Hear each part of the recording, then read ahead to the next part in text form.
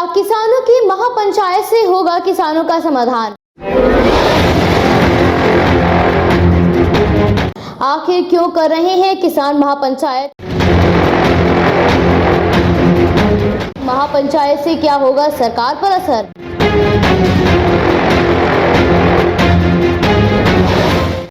आखिर क्यों जुड़ रहे हैं राजनीतिक पार्टियां महापंचायत से?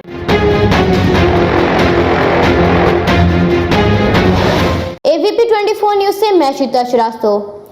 क्या किसानों की महापंचायत से होगा किसानों का समाधान? आखिर क्यों कर रहे हैं किसान महापंचायत? महापंचायत से क्या होगा सरकार पर असर?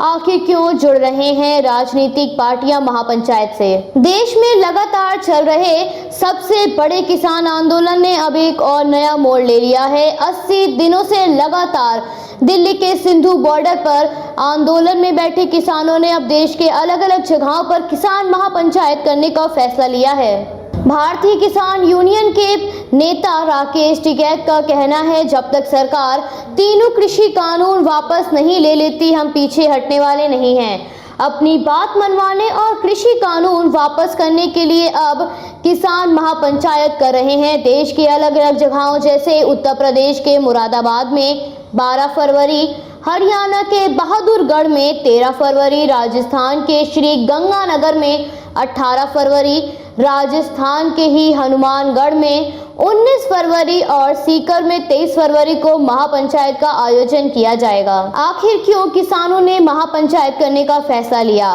किसान महापंचायत करने की बात तब सामने आई जब किसानों ने एक बार फिर 18 फरवरी को रेल रोको की बात कही। किसानों का कहना है, सरकार आंदोलन को तोड़ने और खत्म करने का प्रयास कर रही है, जिसकी वजह से हमें ये महापंचायत करने का फैसला लेना पड़ा।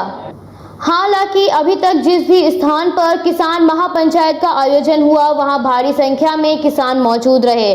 मुजफ्फरनगर में हुई किसान महापंचायत के मंच पर भारतीय किसान यूनियन के नेता राकेश टिकैत मौजूद रहे। महापंचायत में किसानों ने कहा, अगर कृषि कानून वापस नहीं लिए गए तो बीजेपी 2022 और 2024 के चुनावों के लिए तैयार रहे। राकेश टिकैत का कहना है, सरकार हमारी मांगे मान ले, नहीं तो हमें मजबूरी में ये आंदोलन जारी रखना पड़ेगा और अलग अलग जगहों पर महापंचायत होती रहेगी, जिससे ज्यादा से ज्यादा किसान हमारे साथ जुड़ सकें। किसान महापंचायत का सरकार पर क्या असर हो रहा है? सिंधु बॉर्डर पर लगातार चल रहे आंदोलन में अभी तक लाखों की संख्या में किसान जुड़ चुके हैं। हालांकि बीते कुछ समय से इनकी संख्या में गिरावट आई है।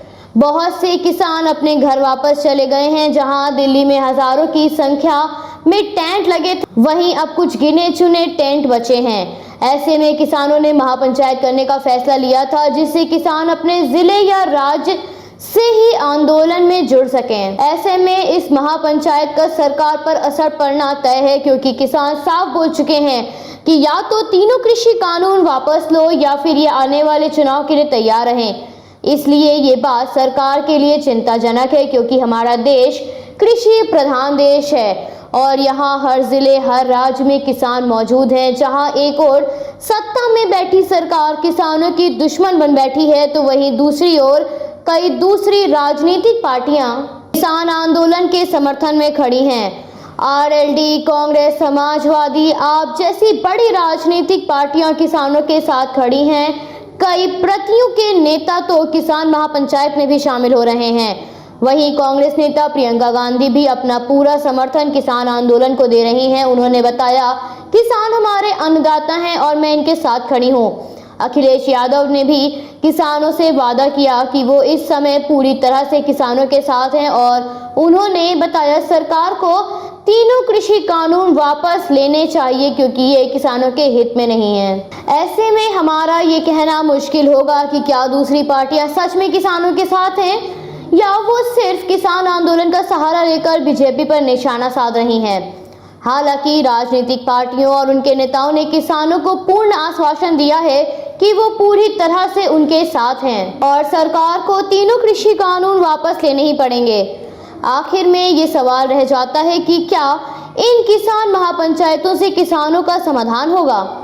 अगर हम किसानों के द्वारा बोली गई बातों पर ध्यान दें तो उससे यही लगता है कि शायद यह महापंचायत उनके आंदोलन में सहायक हो, क्योंकि इससे किसान आंदोलन में एक नया मोड़ आया है। जो किसान कुछ वजहों से आंदोलन छोड़कर अपने घर वापस चले गए थे, अब वो फिर से महापंचायत के जरिए दोबारा आंदोलन से जुड़ पा रहे हैं। फिलहाल ये देखना जरूरी होगा कि आखिर इस किसान महापंचायत से आंदोलन में क्या मोड़ आता है।